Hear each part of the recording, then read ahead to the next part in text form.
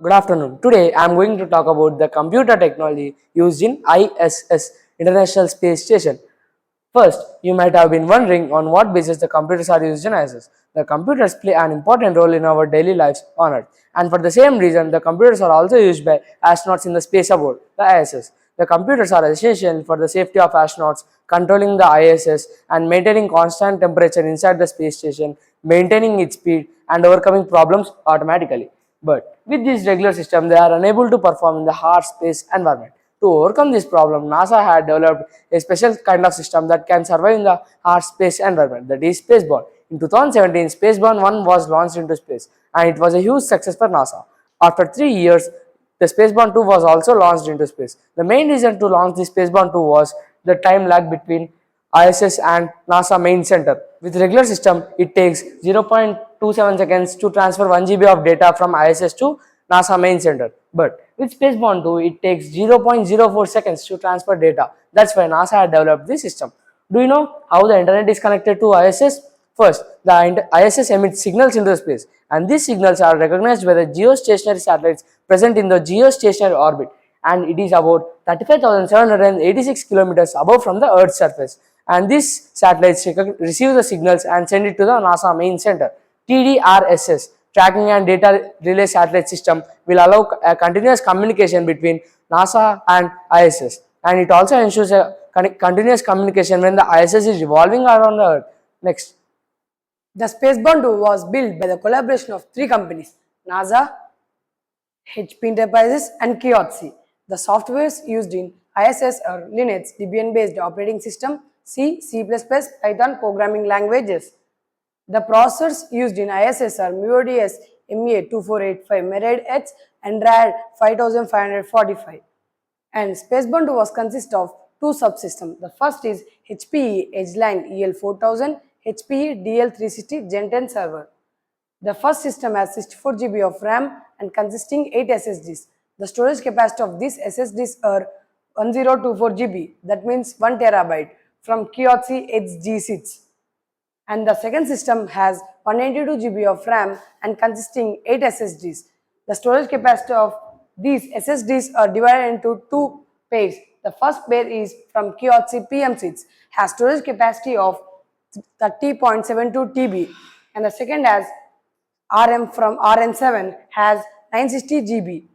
But here the RN7 are used only two for storage purpose and the other two are kept aside for the backup data, and they also inbuilt supercapacitors in Spaceborne to overcome the external radiation from the space. As you have heard about the complex processors used in the Spaceborne 2 computer, they also produce a lot of heat. To overcome this problem, NASA had introduced two types of cooling system, that is air cooling and liquid cooling. Here, what you are seeing on the screen is air cooling. As you can see, there are of total 4 vents present here. In these, 2 for cooler inlets which take cool air and 2 for hot air exhausts which remove hot air from the Spaceborne 2 computer. Later, this hot air is thrown out of the ISS present in these vents through the vents present outside the ISS. This is water cooling. In water cooling, they have to use specialized pressure stabilizer pumps and various tools to regulate the flow of water in the Spaceborne 2 computer. And water is not an easy thing to get in space, so NASA has opted for air cooling after 2017. Astronauts with computers. Astronauts often take their own personal laptops with them. They use these laptops to communicate with the crew on board and with their family members. They also have free time in which they used to play games and watch movies.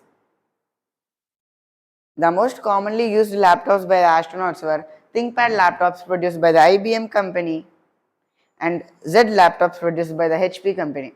Why these laptops? Because these laptops were more durable than the other laptops. Because while launching in the rocket, there will be so much tremble. And these motherboards of the computers are built so strong that they can sustain this tremble. Whereas if you use any other laptops, the internals of the laptop could get damaged and will not work after reaching the ISS. The group of these computers which contribute for supporting the station are known as Station Support Computers, or shortly SSCs. Artificial intelligence used in ISS. Artificial intelligence or AI plays a prominent role in the ISS. As we know, we cannot take doctors on the ISS because we have to train them and it will be so much expensive.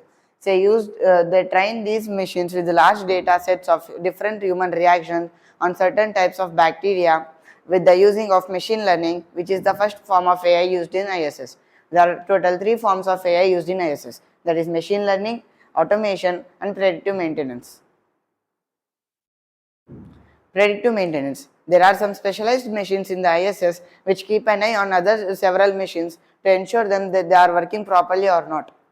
This AI has the ability to repair the machine by itself, or if it cannot do that, so it just sends a message to the crew on board and the crew will do the rest of the job. Automation. As we know, astronauts cannot go outside the ISS for minor problems as it is risky as they are exposed to the harsh radiation of space. To overcome this problem, NASA had installed robotic or mechanical arms outside the ISS. These arms will move and replace stuff automatically without any human controlling.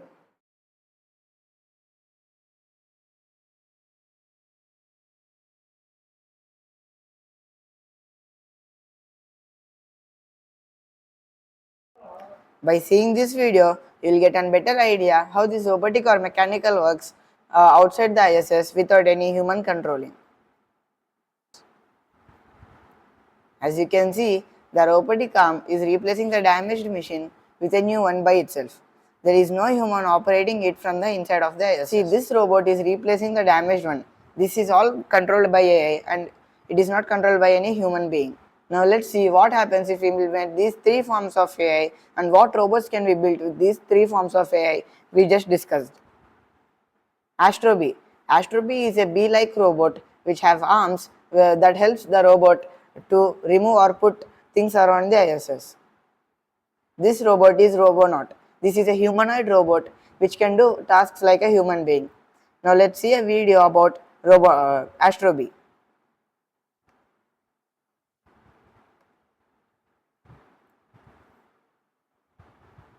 Astro Bees can replace spears also. It has these arms-like structures which will remove anything in ISS or put anything in ISS. This robot also help in transporting stuff around the ISS. These robots move around the ISS with a system called air propulsioning system. Robonaut.